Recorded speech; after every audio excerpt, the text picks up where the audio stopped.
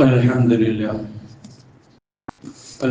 لله نحمده ونستعينه ونؤمن به ونتوكل عليه ونعوذ بالله من شرور أنفسنا ومن سيئات أعمالنا من يهده الله فلا مضل له ومن يضلل فلا هادي له وأشهد أن لا إله إلا الله وحده لا شريك له وأشهد أن محمدا عبده ورسوله أرسله بالهدى ودين الحق ليظهره على الدين كله ولو كره المشركون اللهم صل على محمد وعلى آل محمد كما صليت على إبراهيم وعلى آل إبراهيم وبارك على محمد وعلى آل محمد كما باركت على إبراهيم وعلى آل إبراهيم إنك حميد مجيد أما بعد فإن خير الكلام كلام الله وخير الهدي هدي محمد صلى الله عليه وسلم وشر الأمور محدثاتها وكل محدثة بدعة وكل بدعة ضلالة وكل ضلالة في النار يا أيها الذين آمنوا اتقوا الله حق تقاته ولا تموتن إلا وأنتم مسلمون يا أيها الناس اتقوا ربكم الذي خلقكم من نفس واحدة وخلق منها زوجها وبث منهما رجالا كثيرا ونساء واتقوا الله الذي تساءلون به والأرحام إن الله كان عليكم رقيبا يا أيها الذين آمنوا اتقوا الله وقولوا قولا سديدا يصلح لكم أعمالكم ويغفر لكم ذنوبكم ومن يطع الله ورسوله فقد فاز فوزا عظيما أعوذ بالله من الشيطان الرجيم بسم الله الرحمن الرحيم إنما كان قول المؤمنين إذا دعوا إلى الله ورسوله ليحكم بينهم أن يقولوا سمعنا وأطعنا وأولئك هم المفلحون ومن يطع الله ورسوله ويخشى الله ويتقه فأولئك هم الفائزون സഹോദരന്മാരെ സഹോദരികളെ ജീവിതത്തിന്റെ എല്ലാ മേഖലകളിലും റഹ്മാനായ റബ്ബിന്റെ നിയമനിർദ്ദേശങ്ങൾ പാലിച്ചുകൊണ്ട് ജീവിക്കുവാൻ ബാധ്യസ്ഥരാണ് ഞാനും നിങ്ങളും എന്നുണർത്തുന്നു. അല്ലാഹു സുബ്ഹാനഹു വ തആല നാം ഏവർക്കും മുത്തഖികളും മുവഹ്ഹിദുകളുമായി ജീവിച്ചു മരിക്കുവാനുള്ള തൗഫീഖ് നൽകുമാറാകട്ടെ എന്ന് പ്രാർത്ഥിക്കുകയും ചെയ്യുന്നു. സൂറത്തുൻ നൂറിലെ 2 വചനങ്ങൾ 51, 52 വചനങ്ങൾ 24-ാമത്തെ അധ്യായമാണ് സൂറത്തുൻ നൂർ. ആ വചനങ്ങളിലൂടെ അല്ലാഹു സുബ്ഹാനഹു വ തആല നമ്മെ ഓർമ്മിപ്പിക്കുന്നത് ഇന്നമാ കാന ഖൗലൽ മുഅ്മിനീന ഇദാ ദുഊ ഇലല്ലാഹി വറസൂലിഹി ലിയഹ്കുമ ബൈനഹും. വിശ്വാസികളുടെ വാക്ക് അവർക്കിടയിലുള്ള പ്രശ്നങ്ങൾ പരിഹരിക്കാൻ വേണ്ടി, തീർപ്പ് കൽപ്പിക്കാൻ വേണ്ടി അല്ലാഹുവിലേക്കും റസൂലിലേക്കും വിളിക്കപ്പെട്ടാൽ വിശ്വാസികളുടെ വാക്ക് അയ്യഖൂലു സമിഅനാ വഅതഅനാ, ഞങ്ങൾ കേട്ടു, ഞങ്ങൾ അനുസരിച്ചു എന്ന് പറയലായിരിക്കും. വഉലൈക ഹുമുൽ മുഫ്ലിഹൂൻ, അവർ തന്നെയാണ് വിജയികൾ. വമൻ യുതിഇല്ലാഹ വറസൂലഹു, അല്ലാഹുവിനെയും റസൂലിനെയും ആര് അനുസരിക്കുന്നുവോ, വയഖ്ശല്ലാഹ, അല്ലാഹുവിനെ ആര് ഭയപ്പെടുകയും ചെയ്യുന്നുവോ, വയത്തഖ്ഹി, ആര് അല്ലാഹുവിനെ സൂക്ഷിച്ച് ജീവിക്കുന്നുവോ, ഫഉലൈക ഹുമുൽ ഫായിസൂൻ, അവർ തന്നെയാണ് വിജയം കൈവരിക്കുന്നവർ. ഈ 2 വചനങ്ങളുടെയും അവസാനത്തിൽ അവർ തന്നെയാണ് വിജയം കൈവരിക്കുന്നവർ എന്ന പരാമർശമാണ് ഏറെ നാം ശ്രദ്ധിക്കേണ്ടത്. ഇത് രണ്ടിലും ഊന്നി പറഞ്ഞിരിക്കുന്ന ഒരു കാര്യം അള്ളാഹുവിനെയും റസൂലിനെയും അനുസരിക്കുക, സൂക്ഷിക്കുക, അള്ളാഹുവിനെ ഭയപ്പെട്ടുകൊണ്ട് ജീവിക്കുക, അള്ളാഹുവിനെ സൂക്ഷിക്കുക, ഇതാണ് ഇതിൽ ഊന്നി പറഞ്ഞിട്ടുള്ള കാര്യം. പരിശുദ്ധ ഇസ്ലാം വിഭാവനം ചെയ്യുന്ന സമൂഹം എന്ന് പറയുന്നത് തികഞ്ഞ അച്ചടക്കവും അനുസരണശീലവും ഉള്ളവരായിരിക്കണം എന്നതാണ് ഇസ്ലാമിന്റെ കാഴ്ചപ്പാട്. അനൈക്യവും കലഹവും ഛിദ്രതയും ഭിന്നിപ്പും അരാജകത്വവും ഇല്ലാത്ത, ഐക്യത്തോടും വിട്ടുവീഴ്ചയോടെയും വിശാല മനസ്കതയോടെയും മുന്നോട്ട് ഗമിക്കാനുള്ള നിർദ്ദേശങ്ങളാണ് ഇസ്ലാമിൽ ആകപ്പാടെ നമുക്ക് കാണാൻ കഴിയുന്ന കാര്യം. അതിന്റെ ഒരു ചെറിയ ചുരുങ്ങിയ രൂപമാണ് ഈ രണ്ട് വചനങ്ങളിലും പരാമർശിച്ചിട്ടുള്ളത്. വിശ്വാസികളെ സംബന്ധിച്ചിടത്തോളം അവർ അള്ളാഹുവിന്റെയും റസൂലിന്റെയും കൽപ്പനകൾക്കപ്പുറം ഒരിക്കലും അവർ നിന്നുകൂടാ. ആ കൽപ്പനകൾക്ക് വിരുദ്ധമായി അവർ പ്രവർത്തിച്ചുകൂടാ. ആ കൽപ്പനകൾക്ക് വിരുദ്ധമായി മറ്റാരുടെ നിർദ്ദേശങ്ങളും അഭിപ്രായ പ്രകടനങ്ങളും ഉണ്ടായാലും അത് അംഗീകരിച്ചുകൂടാ. കാരണം അവരുടെ പ്രഖ്യാപനം സമിഅ്ന വഅതഅ്ന എന്നുള്ളതായിരിക്കണം. കേൾക്കുക, അനുസരിക്കുക എന്ന് പറയുന്നിടത്താണ് സാധാരണയായി അച്ചടക്കം എന്ന് പറയുന്നത് നമുക്ക് കാണാൻ കഴിയുക. കുടുംബങ്ങളിൽ അച്ചടക്കം നിലനിൽക്കണമെങ്കിൽ ഇത് ആവശ്യമാണ്. സമൂഹത്തിൽ മൊത്തത്തിൽ നിലനിൽക്കണമെങ്കിലും ഇത് ആവശ്യമാണ്. സ്ഥാപനങ്ങൾ ഉണ്ടാകണമെങ്കിൽ ഇത് ആവശ്യമാണ്. ജീവിതത്തിന്റെ ഏതേത് മേഖലകളിലായിരുന്നാലും ശരി, തൊഴിലിടങ്ങളായിരുന്നാലും ബിസിനസ് സ്ഥാപനങ്ങളായിരുന്നാലും പിന്നെ ഓഫീസുകളായിരുന്നാലും ഏതേത് കളിക്കളങ്ങളായിരുന്നാലും ശരി, അവിടെ ഒക്കെ ഏറ്റവും കൂടുതൽ അത്യാവശ്യമായ ഒരു കാര്യമാണ് അച്ചടക്ക ബോധം എന്ന് പറയുന്നത്. സാധാരണയായി നമ്മൾ അച്ചടക്കം എന്ന് പറഞ്ഞാൽ ഒരു കാര്യവും മിണ്ടാതെ ഇങ്ങനെ കയ്യും കെട്ടി ഇരിക്കുക എന്നുള്ളതല്ല അച്ചടക്കം എന്നതുകൊണ്ട് ഉദ്ദേശിക്കുന്നത്. ഒരു കുട്ടി അച്ചടക്കമുള്ളവനാണെന്ന് പറഞ്ഞാൽ എന്താ നാം മനസ്സിലാകും? മിണ്ടാതെ ഒരു മൂലക്ക് ഊരിയിരുന്നാൽ അവൻ അച്ചടക്കമുള്ളവനാവോ? ഇല്ല. പിന്നെയോ അവൻ നിർവഹിക്കേണ്ട ബാധ്യതകൾ നിറവേറ്റി, അനുസരിക്കേണ്ടവരെ അനുസരിച്ച്, ബഹുമാനിക്കേണ്ടവരെ ബഹുമാനിച്ച്, അവന്റെ കടമകളും കടപ്പാടുകളും നിറവേറ്റിക്കൊണ്ട് അവൻ ജീവിക്കുമ്പോൾ അവനെ കുറിച്ച് നമ്മൾ പറയും അച്ചടക്കമുള്ളവനാണെന്ന് പറയും. അതുപോലെ ഒരു ഓഫീസ് ജീവനക്കാരനെ കുറിച്ചും അങ്ങനെ നമുക്ക് പറയാൻ കഴിയുകയുള്ളൂ. ഒരു സ്കൂളിൽ അധ്യാപകനാണെങ്കിലും അങ്ങനെ തന്നെ പറയാൻ കഴിയുകയുള്ളൂ. ഒരു സംഘടനയിൽ പ്രവർത്തിക്കുന്നവരാണെങ്കിലും അങ്ങനെ തന്നെ പറയാൻ കഴിയുകയുള്ളൂ. ഇപ്പൊ ഏതേത് മേഖലകളിലായിരുന്നാലും ശരി, അച്ചടക്കവും അനുസരണശീലവുമാണ് ഒരു സമൂഹത്തിന്റെ വിജയത്തിന്റെ നിദാനം എന്നുള്ളത് നാം തിരിച്ചറിയുക. അതിലേക്കാണ് ഈ രണ്ട് വചനങ്ങൾ നമ്മളെ കൂട്ടിക്കൊണ്ടുപോകുന്നത്. ഇവിടെ വിശുദ്ധ ഖുർആൻ നാം പരിശോധിച്ചു നോക്കിയാൽ ഏതാണ്ട് 14 സ്ഥലങ്ങളിൽ അത്തിയുല്ലാഹ വ അത്തിയുർ റസൂല എന്നോ അത്തിയുല്ലാഹ വർ-റസൂല എന്നോ പറയുന്നത് നമുക്ക് കാണാൻ കഴിയും. 14 സ്ഥലങ്ങളിൽ.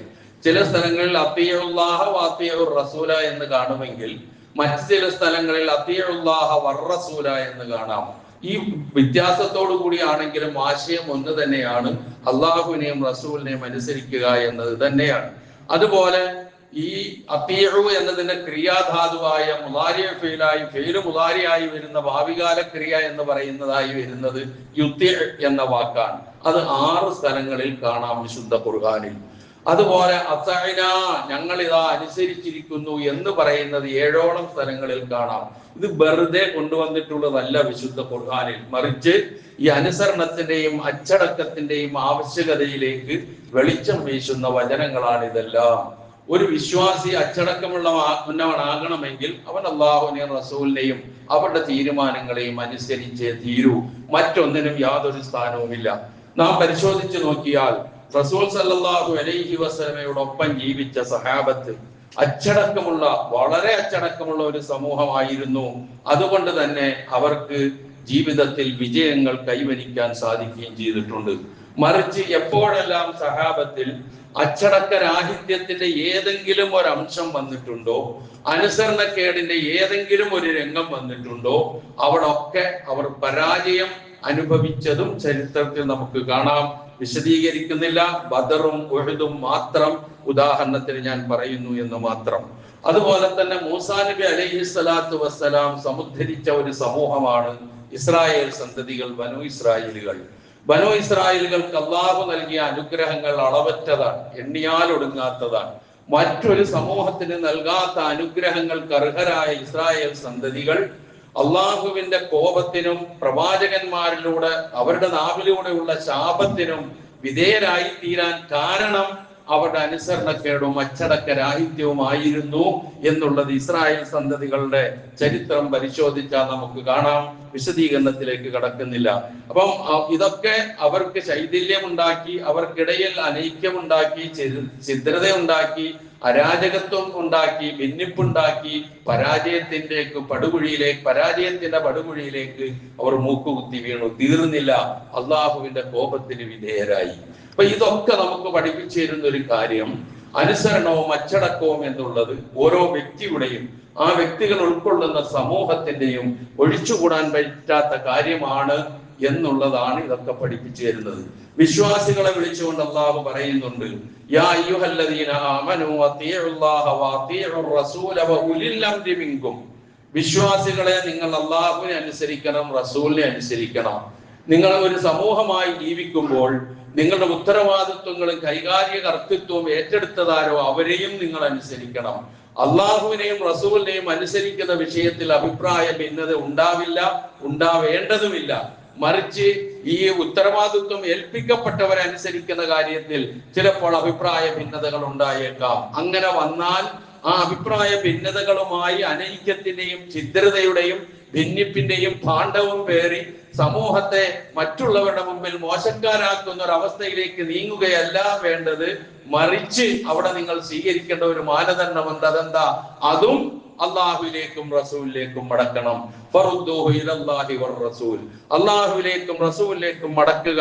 ഇൻ കുന്തും തുഅ്മിനൂന ബില്ലാഹി വൽ യൗമിൽ ആഖിർ, നിങ്ങൾ അള്ളാഹുവിലും അന്ത്യദിനത്തിലും വിശ്വസിക്കുന്നുവെങ്കിൽ അതിനും പരിഹാരം അള്ളാഹുവിന്റെയും റസൂലിന്റെയും അധ്യാപനങ്ങളിൽ നിങ്ങൾ കണ്ടെത്തണം.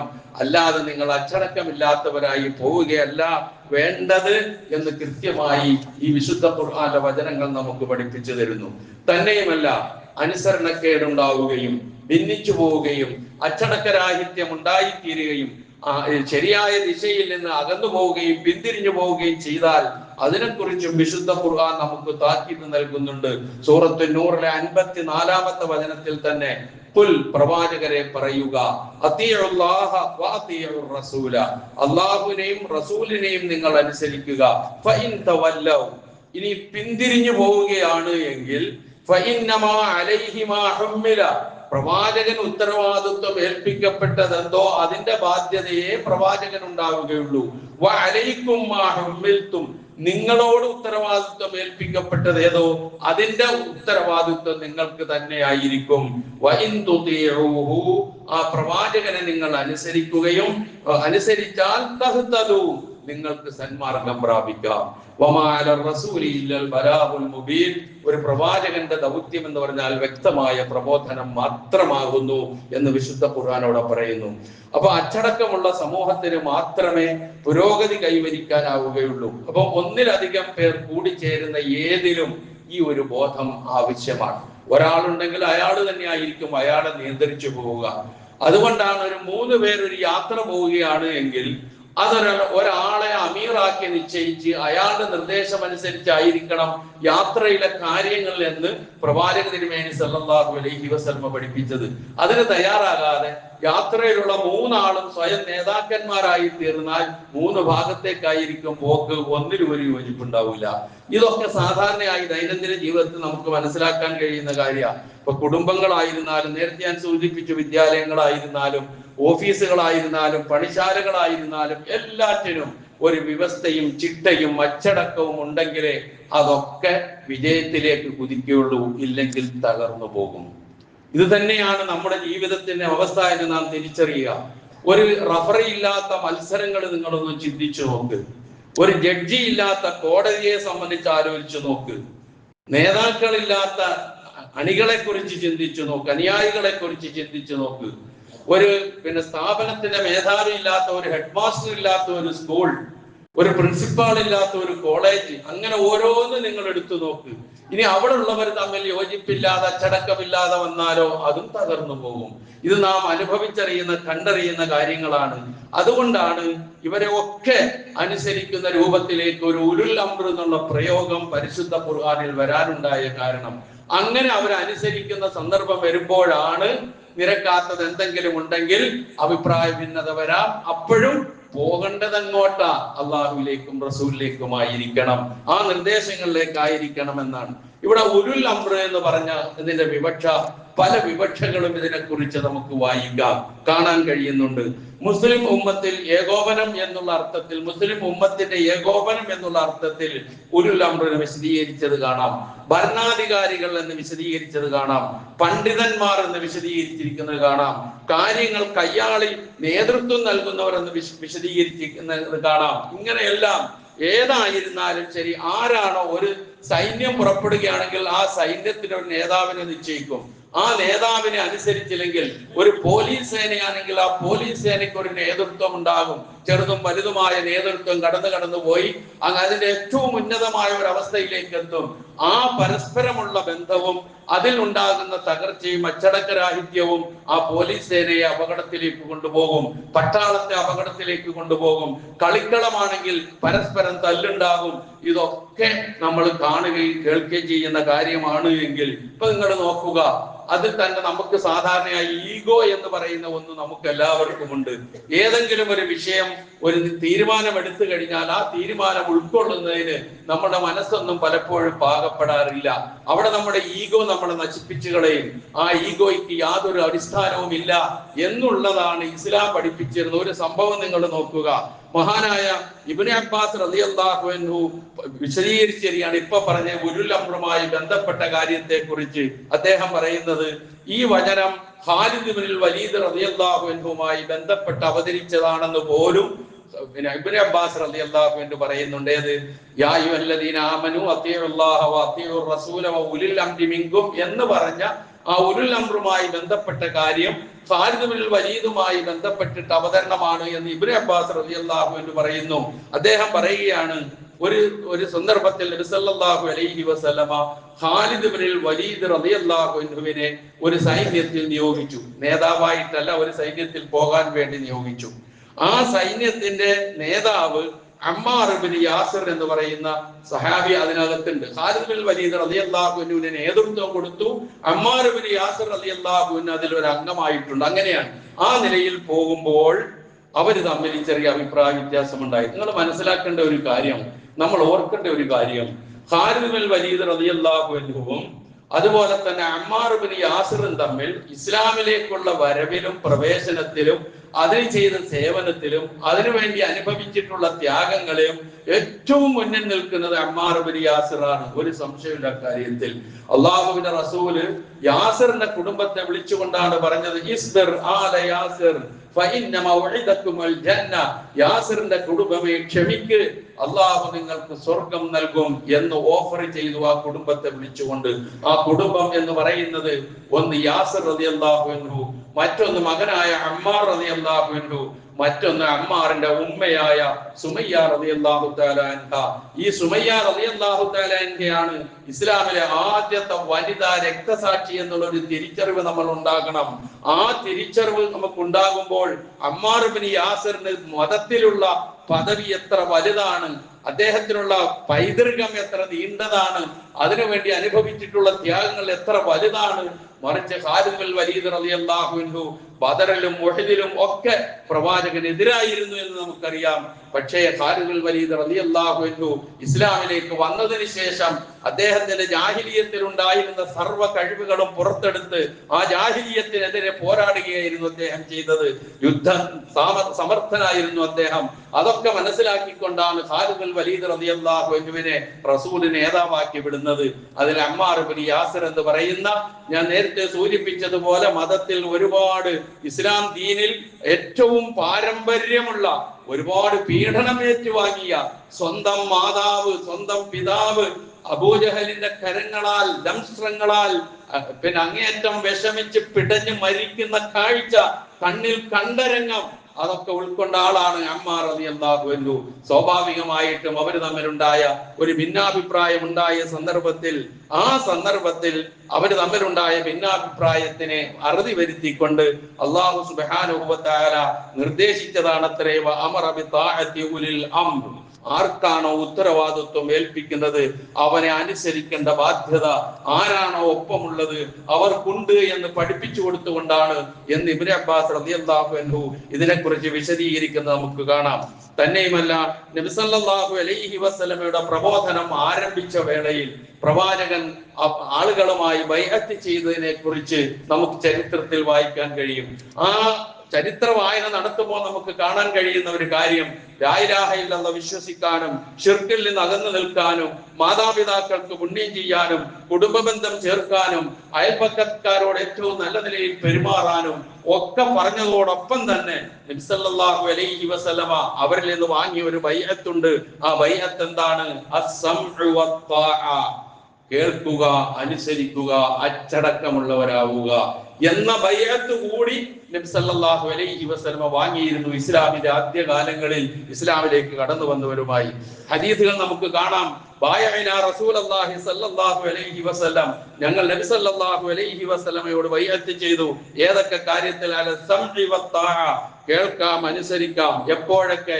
ഫിൽ ഉസ്രി വൽ യുസ്രി, പ്രയാസത്തിന്റെ സന്ദർഭത്തിലും എളുപ്പത്തിന്റെ സന്ദർഭത്തിലും, വൽ മൻഷത്തി വൽ മക്രഹി, കഷ്ടപ്പാടിന്റെ സന്ദർഭത്തിലും സന്തോഷത്തിന്റെ സന്ദർഭത്തിലും, വഅലാ അസറത്തിൻ അലൈന, ഞങ്ങൾക്ക് മീതെ ഞങ്ങളെ ഉള്ളവരെ പ്രാധാന്യം നൽകിയാലും അപ്പോൾ പോലും ഞങ്ങൾ അനുസരിക്കാൻ തയ്യാറാണ് എന്ന് നബി സല്ലല്ലാഹു അലൈഹി വസല്ലമയുമായി ഞങ്ങൾ ബൈഅത്ത് ചെയ്തു. തന്നെയുമല്ല, ഞങ്ങൾ എവിടെയായിരുന്നാലും ശരി അള്ളാഹുവിന്റെ കാര്യത്തിൽ ഒരാക്ഷേപകന്റെയും ആക്ഷേപത്തെ ഭയപ്പെടാതെ സത്യം മാത്രമേ പറയൂ എന്നും റസൂൽ സല്ലല്ലാഹു അലൈഹി വസല്ലമ ഞങ്ങളോട് ബൈഅത്ത് വാങ്ങിയിരുന്നു എന്ന് മഹാനായ ഉബാദത്ത് ബിൻ സാബിത്ത് റളിയല്ലാഹു അൻഹു വ്യക്തമാക്കുന്ന സംഭവം നമുക്ക് വായിക്കാം.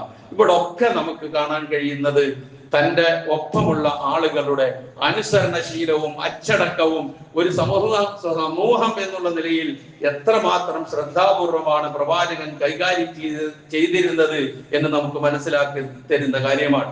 സമൂഹത്തിൽ അച്ചടക്ക ലംഘനവും ഛിദ്രതയും ഭിന്നിപ്പും വരാൻ ബന്ധപ്പെടുന്ന അല്ലെങ്കിൽ ബന്ധങ്ങൾ ശിഥിലമാക്കി കളയുന്ന ഏതൊക്കെ കാര്യങ്ങളുണ്ടോ ആ കാര്യങ്ങളെ മുഴുവനും നിരുത്സാഹപ്പെടുത്തുകയും അതിൽ നിന്ന് പിന്തിരിഞ്ഞു നിൽക്കണമെന്ന് പഠിപ്പിക്കുകയും മുന്നറിയിപ്പ് നൽകുകയും ചെയ്തിട്ടുണ്ട് നബി സല്ലല്ലാഹു അലൈഹി വസല്ലം. ഒരു ഹദീസിൽ നമുക്ക് കാണാം, അല്ലാഹു സുബ്ഹാനഹു വ തആല യർളാ ലക്കും സലാസൻ, 3 കാര്യങ്ങൾ നിങ്ങൾക്ക് അല്ലാഹു തൃപ്തിപ്പെടുന്നു. വയസ്ഖത്തു ലക്കും സലാസൻ, 3 കാര്യങ്ങൾ അല്ലാഹു നിങ്ങളെ സംബന്ധിച്ച് കോപിക്കുന്നു.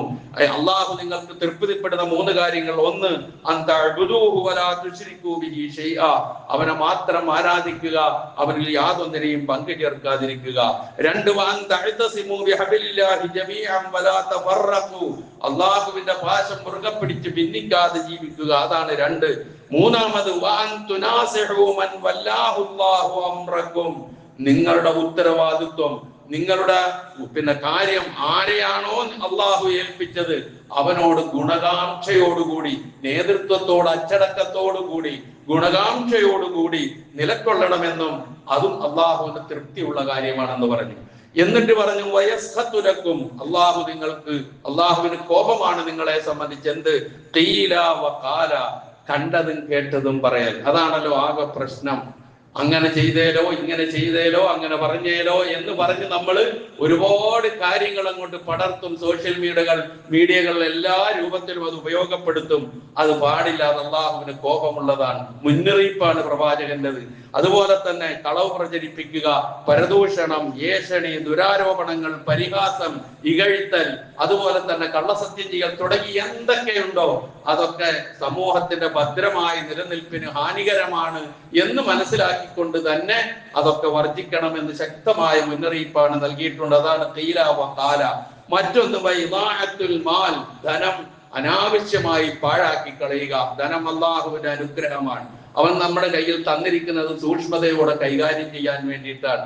അത് ധൂർത്തും പൊങ്ങച്ചമൊക്കെ കാണിച്ച് ആഡംബരമൊക്കെ കാണിച്ച് അത് പാഴാക്കിയാൽ അള്ളാഹുവിന് ഇഷ്ടമില്ല, അവൻ കോപിക്കും. 3 വകസറത്തു സുആൽ, ഒരു കാര്യം ചോദിച്ചറിയുന്നതിനല്ല ഈ പറയുന്നത്. ചോദ്യങ്ങൾ അധികരിപ്പിച്ചുകൊണ്ട് സത്യത്തിൽ ഇത് വ്യതിചലിച്ചു പോകുന്ന അവസ്ഥയിലേക്ക് അനാവശ്യമായ ചോദ്യങ്ങൾ വർദ്ധിപ്പിച്ച് അനാവശ്യമായ സ്ഥലങ്ങളിലേക്ക് എത്തുന്നതിനെ അള്ളാഹുവിന് കോപമുള്ള കാര്യമാണ് എന്ന് ഇവിടെ പഠിപ്പിക്കുന്നു. നാം ഒന്ന് ആലോചിച്ചു നോക്കുക. ഇതൊക്കെ നമ്മുടെ ദൈനംദിന ജീവിതവുമായി ബന്ധപ്പെടുന്ന കാര്യമാണ്. നമ്മൾ അച്ചടക്കവും അനുസരണവുമുള്ള ഒരു സമൂഹമായി തീരുമ്പോഴാണ് നമുക്ക് വിജയങ്ങൾ കൈവരിക്കാനും നേട്ടങ്ങൾ കൊയ്തെടുക്കാനും കഴിയുക.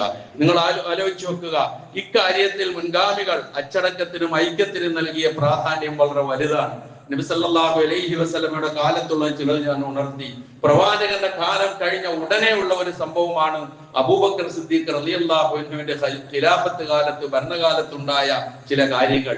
അക്കാര്യങ്ങളിൽ കൂടിയാലോചന നടത്തി ആ പ്രശ്നങ്ങളിലൊക്കെ എടുത്ത തീരുമാനങ്ങൾ ഈ സമൂഹത്തിൽ, പ്രവാചകൻ വളർത്തിക്കൊണ്ടുവന്ന ഈ സമൂഹത്തിൽ വന്നേക്കാവുന്ന അച്ചടക്കരാഹിത്യത്തെ ഇല്ലാതാക്കി. അബൂബക്കർ സിദ്ദീഖ് റളിയല്ലാഹു അൻഹു, ഉമറുൽ ഫാറൂഖ് റളിയല്ലാഹു അൻഹു, സക്കാത്ത് കൊടുക്കുന്ന പ്രശ്നമായിരുന്നാലും ശരി, കള്ളപ്രവാചകന്മാരുടെ വരവായിരുന്നാലും ശരി, ഇവിടെ ഒക്കെ ഈ ചരിത്രത്തിൽ നമുക്കിത് വായിച്ചെടുക്കാൻ കഴിയും. അത് കഴിഞ്ഞു ഉസ്മാൻ ഇബ്നു അഫ്ഫാൻ റളിയല്ലാഹു അൻഹുവിന്റെ കാലം എത്തി. ഉസ്മാൻ ഇബ്നു അഫ്ഫാൻ റളിയല്ലാഹു അൻഹുവിന്റെ വധത്തിൽ കലാശിച്ച സംഭവങ്ങളുണ്ട്. ചരിത്രത്തിലേക്ക് കടക്കുന്നില്ല. നമുക്കൊക്കെ ഏറെക്കുറെ ഓർമ്മയുണ്ട്, പലപ്പോഴും വിശദീകരിച്ചിട്ടുള്ള കാര്യമാണ്. ഉസ്മാൻ ഇബ്നു അഫ്ഫാൻ റളിയല്ലാഹു അൻഹുവിന്റെ വധത്തിലേക്ക് എത്തിക്കാനും അവിടെ അനൈക്യവും ഛിദ്രതയും ഉണ്ടാക്കുവാനും ഏറ്റവും മുന്നിൽ നിന്ന് പ്രവർത്തിച്ച ഒരു വ്യക്തിയായിരുന്നു മുസ്ലിം വേഷധാരിയായിരുന്ന അബ്ദുല്ലാഹി ഇബ്നു സബഅ് എന്ന് പറയുന്ന ജൂതൻ. അയാളാണ് ആ ഫിത്ന മുഴുവനും ഉണ്ടാക്കിയത്.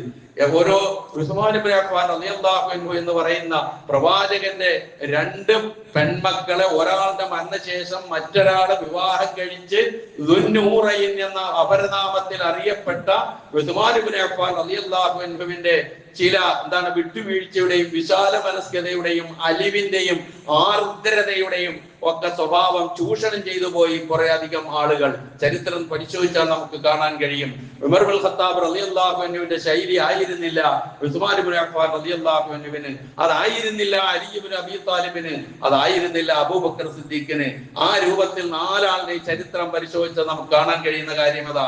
ഉസ്മാൻ ഇബ്നു അഫ്ഫാൻ റളിയല്ലാഹു അൻഹുവിന്റെ ഈ ഖിലാഫത്തിനെതിരെ അദ്ദേഹത്തിനോട് എന്തെങ്കിലും വൈമനസ്യമുള്ള, ഏതെങ്കിലും എതിരഭിപ്രായമുള്ള ഓരോരുത്തരെയും, അത് ഗവർണർമാരായാലും സാധാരണക്കാരായാലും, പിന്നാലെ നടന്നു കൂടിയിട്ട് ഉസ്മാൻ ഇബ്നു അഫ്ഫാൻ റളിയല്ലാഹു അൻഹുവിനെ കുറിച്ച് ഖീലയും ഖാലയും പറഞ്ഞു പരത്തി വ്യാജ ആരോപണങ്ങൾ ഉണ്ടാക്കി ഉസ്മാൻ ഇബ്നു അഫ്ഫാൻ റളിയല്ലാഹു അൻഹുവിന്റെ വധത്തിലേക്കാണ് അവസാനം അത് എത്തിച്ചത് എന്നുള്ളത് നാം ഓർക്കുക.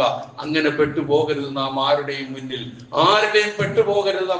നമ്മൾക്കൊരു നിശ്ചയദാർഢ്യത ഉണ്ടാകണം, നമുക്കൊരു കാഴ്ചപ്പാടുണ്ടാകണം, നമുക്കൊരു നിലപാടുണ്ടാകണം. ഏത് കാര്യത്തിലും ആരെങ്കിലും പറയുമ്പോഴേക്കും മറിഞ്ഞു പോകുന്ന മനസ്സിന്റെ ഉടമകളായി നമ്മൾ മാറരുത്. ഉറച്ചു നിൽക്കേണ്ടടുത്ത് നാം ഉറച്ചു നിൽക്കുക തന്നെ വേണം. ഇവിടെ ഉസ്മാൻ ഇബ്നു അഫ്ഫാൻ റളിയല്ലാഹു അൻഹുവിന്റെ ആ അവസാന രംഗത്ത് 2 രംഗങ്ങളുണ്ട്. ഒന്ന്, ഉസ്മാൻ ഇബ്നു അഫ്ഫാൻ റളിയല്ലാഹു അൻഹു ബന്ധനസ്ഥനായി തന്റെ മുറിയിൽ കഴിയുകയാണ്. പള്ളിയിലേക്ക് പോകാൻ അനുവാദമില്ല, പുറത്തിറങ്ങാൻ അനുവാദമില്ല. ആ രൂപത്തിൽ ബന്ധനസ്ഥനായി, അടച്ചുപൂട്ടപ്പെട്ടവനായി, മുറിയിൽ പൂട്ടപ്പെട്ടവനായി അദ്ദേഹം കഴിയുമ്പോൾ അദ്ദേഹത്തിന്റെ അടുക്കലേക്ക് ഉബൈദുല്ലാഹി ഇബ്നു അദിയുൽ ഖിയാർ എന്ന് പറയുന്ന ഒരാൾ കടന്നു എന്നിട്ട് അദ്ദേഹത്തോട് പറയുന്നു, അല്ലയോ ഉസ്മാൻ ഇബ്നു അഫ്ഫാൻ, അങ്ങാണ് ഞങ്ങളുടെ എല്ലാവരുടെയും ഇമാം, നമസ്കാരത്തിന് നേതൃത്വം നൽകേണ്ടത് അങ്ങാണ്. അങ്ങയുടെ അവസ്ഥ ഇപ്പൊ ഇതുപോലെയാണ്. ഇപ്പം ഞങ്ങൾക്ക് നേതൃത്വം നൽകുന്നത് ഫിത്നയുടെ ആളാണ് എന്നുള്ള രൂപത്തിൽ ഉസ്മാൻ ഇബ്നു അഫ്ഫാൻ റളിയല്ലാഹു അൻഹുവിനോട് സംസാരിച്ചപ്പോൾ ആ എരുതിയിൽ എണ്ണ ഒഴിക്കാനല്ല ഉസ്മാൻ ഇബ്നു അഫ്ഫാൻ റളിയല്ലാഹു അൻഹു തിരിഞ്ഞത്. മറിച്ച് ഉസ്മാൻ ഇബ്നു അഫ്ഫാൻ റളിയല്ലാഹു അൻഹു അദ്ദേഹത്തോട് പറഞ്ഞു, നമസ്കാരമാണ് ഒരു മനുഷ്യൻ ചെയ്യുന്ന പ്രവർത്തനങ്ങളിൽ ഏറ്റവും നല്ല പ്രവർത്തനം. ആ പ്രവർത്തനം അയാൾ ചെയ്യുന്നുണ്ടെങ്കിൽ നിങ്ങൾ അയാളെ ഫോളോ ചെയ്തോളി എന്ന് ഉസ്മാൻ ഇബ്നു അഫ്ഫാൻ റളിയല്ലാഹു അൻഹു പറയുകയും അദ്ദേഹം എന്തെങ്കിലും തിന്മകളിലേക്ക് മാറിയാൽ ആ തിന്മയിൽ നിന്ന് നിങ്ങൾ വിട്ടുനിൽക്കുകയും ചെയ്യുക എന്ന് മാത്രമേ എനിക്ക് പറയാനുള്ളൂ എന്ന് പറഞ്ഞു ഉപദേശിച്ച് വിട്ട ഉസ്മാൻ ഇബ്നു അഫ്ഫാൻ റളിയല്ലാഹു അൻഹു എപ്പോഴാണ് ആ പറഞ്ഞതെന്ന് ഓർക്കണം. ബന്ധനസ്ഥനാണ്, മുറിക്കുള്ളിൽ വധിക്കപ്പെടാൻ നിമിഷങ്ങൾ മാത്രം അവശേഷിക്കുന്ന രംഗം, തന്റെ എല്ലാ അങ്ങോട്ടും ഇങ്ങോട്ടുമുള്ള സർവ്വ സ്വാതന്ത്ര്യവും ഹനിക്കപ്പെട്ട് കിടക്കുന്ന അവസ്ഥ, അപ്പോഴാണ് ഇത് പറഞ്ഞത് എന്ന് ഓർക്കണം. അതാണ്. തന്നെയുമല്ല, അദ്ദേഹം ഉസ്മാൻ ഇബ്നു അഫ്ഫാൻ റളിയല്ലാഹു അൻഹുവിന് വേണ്ടി പോരാടാൻ, ഈ രൂപത്തിൽ ചെയ്യുന്ന ആൾക്കാരെ എതിരിടാൻ ഞങ്ങൾ തയ്യാറാണ് എന്ന് പ്രഖ്യാപിച്ചുകൊണ്ട് മഹാനായ ഹസൻ റളിയല്ലാഹു അൻഹു, ഹുസൈൻ റളിയല്ലാഹു അൻഹു രണ്ടും ആരാണ് നിങ്ങൾക്കറിയാം, പ്രവാചകന്റെ പേരക്കിടാക്കളാണ് ഹസനും ഹുസൈനും റളിയല്ലാഹു അൻഹുമ. ഇവർ രണ്ടാളും അതുപോലെ തന്നെ അബ്ദുല്ലാഹ് ഇബ്നു അംറും ഇബ്നു ജഅഫറും ഇതേപോലെ അറിയപ്പെടുന്ന സഹാബികളൊക്കെ അദ്ദേഹത്തിന്റെ അടുക്കൽ ചെന്നിട്ട് പറഞ്ഞു, ഞങ്ങൾ ഇത് പ്രതിരോധിക്കാൻ ഉദ്ദേശിക്കുകയാണ്, തടയാൻ പോവുകയാണ്, ഞങ്ങൾക്ക് സഹിക്കാൻ കഴിയുന്നില്ല, അതുകൊണ്ട് ഞങ്ങൾ ഇത് തടയും എന്ന് പറഞ്ഞുകൊണ്ട് എന്നപ്പോൾ മഹാനായ ഉസ്മാൻ ഇബ്നു അഫ്ഫാൻ റളിയല്ലാഹു അൻഹു തടഞ്ഞു. വേണ്ട, കാരണം മുസ്ലിമീങ്ങൾ തമ്മിൽ വാളെടുക്കുന്നതും രക്തം ചിന്തുന്നതും എനിക്കിഷ്ടമല്ല, അതുകൊണ്ട് നിങ്ങൾ ചെയ്യരുത് എന്ന് ഭയപ്പെട്ടുകൊണ്ടാണ് മുഖാലഫത്തുൽ ഫിർഖ, അനൈക്യവും ഛിദ്രതയും ഭയപ്പെട്ടുകൊണ്ട് പരസ്പരമുള്ള ബന്ധവും സ്നേഹവും ഐക്യവും നിലനിർത്തണമെന്ന് ആഗ്രഹിച്ചുകൊണ്ട് ഉസ്മാൻ ഇബ്നു അഫ്ഫാൻ റളിയല്ലാഹു അൻഹു തടഞ്ഞു എന്നാണ് ചരിത്രം പറയുന്നത്. ആ രൂപത്തിലായിരുന്നു. ആ സന്ദർഭത്തിൽ പോലും അച്ചടക്കത്തെക്കുറിച്ചും സമൂഹത്തിന്റെ ഭദ്രതയെക്കുറിച്ചും നിലനിൽപ്പിനെ കുറിച്ചും എത്രമാത്രം ആലോചിച്ചിരുന്നു എന്നുള്ളത് നാം മനസ്സിലാക്കുക. ഇന്നത്തെ അവസ്ഥ നാം ഒന്ന് എടുത്തു നോക്ക്. മുഖ്യ ശത്രുവിന് പോലും അനൈക്യവും ഛിദ്രതയും ഉണ്ടായി.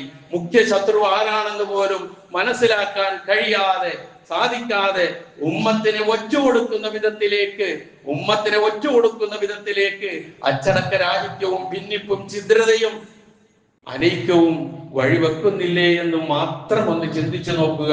ഇത്രയും കേട്ട സ്ഥിതിക്ക് അങ്ങനെ ഒരവസ്ഥ ഉണ്ട് എങ്കിൽ നാം എങ്ങനെ അതുമായി ബന്ധപ്പെട്ട് നാം പ്രതികരിക്കണം, മുന്നോട്ട് പോകണം എന്നാലോചിക്കാനും തീരുമാനിക്കാനും നമുക്ക് കഴിയണം. ഒരു കാര്യം ഉറപ്പാണ്, നമുക്ക് അച്ചടക്കമില്ലേ നമുക്ക് വിജയിക്കാൻ കഴിയില്ല.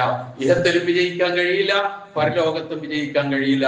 അതുകൊണ്ട് ആ സമഅനാ വഅതഅനാ എന്ന സന്ദേശം പൂർവികരായ വിശ്വാസികൾ എത്രമാത്രം നെഞ്ചേറ്റിയോ അതുപോലെ നെഞ്ചേറ്റി സമഅനാ വഅതഅനാ എന്ന പ്രഖ്യാപനവുമായി മുന്നോട്ട് നീങ്ങി അച്ചടക്കമുള്ളവരായി തീർന്ന് വിജയങ്ങളുടെ പടവുകൾ ഇഹത്തിലും പരത്തിലും നേടിയെടുക്കാൻ നാം ശ്രമിക്കുക. മലിക്കുൽ ജബ്ബാറായ അല്ലാഹു അതിനുള്ള സർവ്വ തൗഫീഖും എനിക്കും നിങ്ങൾക്കും പ്രദാനം ചെയ്തു തരുമാറാകട്ടെ.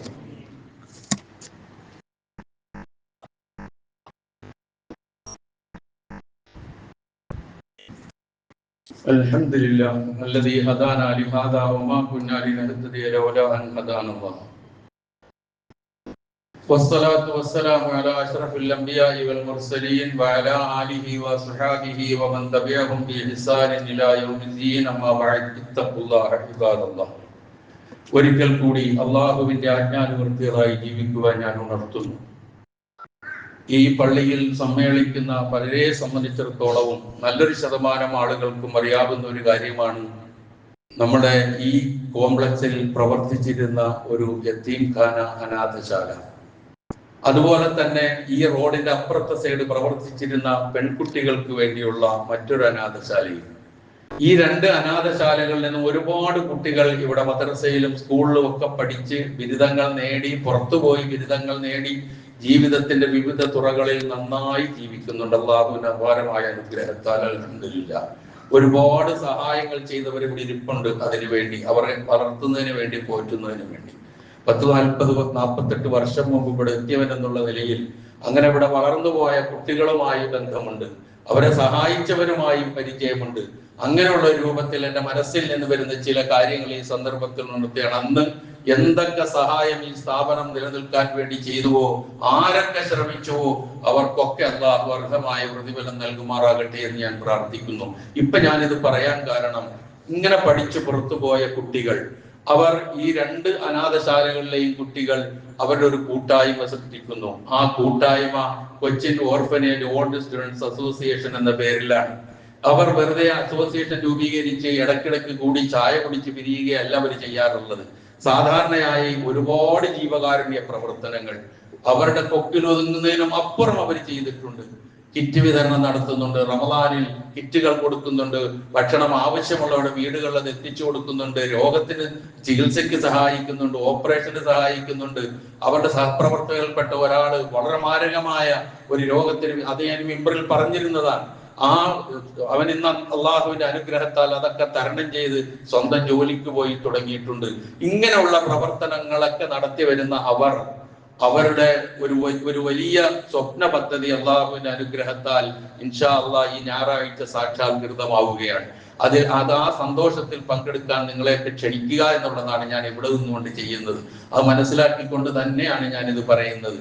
അത് മറ്റൊന്നുമല്ല, അവർ കാഞ്ഞിരമറ്റത്ത് അടുത്ത് 6 സെന്റ് സ്ഥലത്ത് 8 കുടുംബങ്ങൾക്ക് ജീവിക്കാവുന്ന നിലയിൽ ഒരു അപ്പാർട്ട്മെന്റ് പണിത് അതിന്റെ സമർപ്പണവും താക്കോൽ ദാനവും ഇൻഷാ അല്ലാഹ് ഈ ഞായറാഴ്ച നമ്മുടെ ഈ ടൗൺ ഹാളിൽ വെച്ച് നടക്കുകയാണ്. അങ്ങോട്ട് നിങ്ങൾ എല്ലാവരെയും ക്ഷണിച്ചാൽ എത്താൻ നിങ്ങൾക്ക് കഴിയില്ല എന്നുള്ളത് അറിയാം. അതുകൊണ്ട് ഒരുപാട് പേര് ഈ ഇരിക്കുന്ന പലരും അതിനുവേണ്ടി സഹായിച്ചവരുണ്ട്, മനസ്സുകൊണ്ട് അതിനുവേണ്ടി സഹായിച്ചവരുണ്ട്, വാക്കുകൊണ്ട് പറഞ്ഞവരുണ്ട്, ഒരുപാട് സാധനങ്ങൾ സ്പോൺസർ ചെയ്തവരുണ്ട്. അവരൊക്കെ അറിയണമല്ലോ ഇത് ഇങ്ങനെ ഒരു സംഗതി ഇൻഷാ അല്ലാഹ് നടക്കാൻ പോവുകയാണ്. എല്ലാവരും നിങ്ങളെല്ലാവരെയും സന്തോഷത്തോടു കൂടി അവിടത്തേക്ക് ക്ഷണിക്കുകയാണ്. ആ സന്തോഷ നിമിഷങ്ങൾ നമുക്ക് ഒരുമിച്ച് പങ്കിടാം. അള്ളാഹു സുബ്ഹാനഹു വ തആല ആ കുട്ടികൾ ചെയ്ത ആ സേവനങ്ങളെ അള്ളാഹു പൂർണ്ണമായി സ്വീകരിക്കുമാറാകട്ടെ. അതിന് പിന്നിൽ അവർക്ക് തുണയായി നിന്നവരാരൊക്കെയോ സഹായിച്ചവരാരൊക്കെയോ അവർക്ക് അള്ളാഹു അവരുടെ ധനത്തിലും അവരുടെ കുടുംബത്തിലും ഒക്കെ അള്ളാഹു സുബ്ഹാനഹു വ തആല കൂടുതൽ ഐശ്വര്യവും ബർക്കത്തും അള്ളാഹു ചൊരിഞ്ഞു കൊടുക്കുമാറാകട്ടെ. ഈ ചെയ്യുന്ന പ്രവർത്തനങ്ങളിൽ എന്തെങ്കിലുമൊക്കെ അപജയങ്ങൾ വന്നു പോകുന്നുണ്ടെങ്കിൽ അള്ളാഹു അത് പുറത്തു മാപ്പാക്കി തരുമാറാകട്ടെ. നമ്മളുടെയൊക്കെ ജീവിതത്തിൽ സംഭവിച്ചു പോയ തെറ്റുകുറ്റങ്ങൾ അള്ളാഹു നമുക്ക് പുറത്തു മാപ്പാക്കി തരുമാറാകട്ടെ. നമ്മിൽ നിന്ന് മരണപ്പെട്ടു പോയവർക്ക് അള്ളാഹു പുറത്തു കൊടുക്കുമാറാകട്ടെ. കഴിഞ്ഞ ദിവസം മരണപ്പെട്ടു പോയ നമ്മുടെ നൂറുദ്ദീൻ മേത്തർ നിങ്ങൾക്ക് എല്ലാവർക്കും അറിയാം. അള്ളാഹു സുബ്ഹാനഹു വ തആല അദ്ദേഹത്തിന്റെ ഖബർ വിശാലമാക്കി കൊടുക്കുമാറാകട്ടെ. ബർസഖിയായ ജീവിതം സന്തോഷപ്രദമാക്കി കൊടുക്കുമാറാകട്ടെ. അദ്ദേഹത്തിന് നമുക്കും അള്ളാഹു ജന്നാത്തുൽ ഫിർദൗസ് നൽകി അനുഗ്രഹിക്കുമാറാകട്ടെ.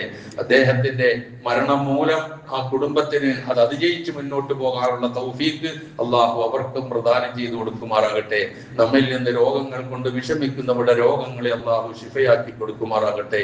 പ്രയാസങ്ങൾ അനുഭവിക്കുന്നവരുടെ പ്രയാസങ്ങളെ അള്ളാഹു ദൂരീകരിച്ചു കൊടുക്കുമാറാകട്ടെ. മഴ മൂലവും മറ്റു കെടുതികൾ മൂലവും പ്രയാസങ്ങൾ അനുഭവിക്കുന്നവരുടെ പ്രയാസങ്ങൾക്ക് അള്ളാഹു ശമനം നൽകുമാറാകട്ടെ.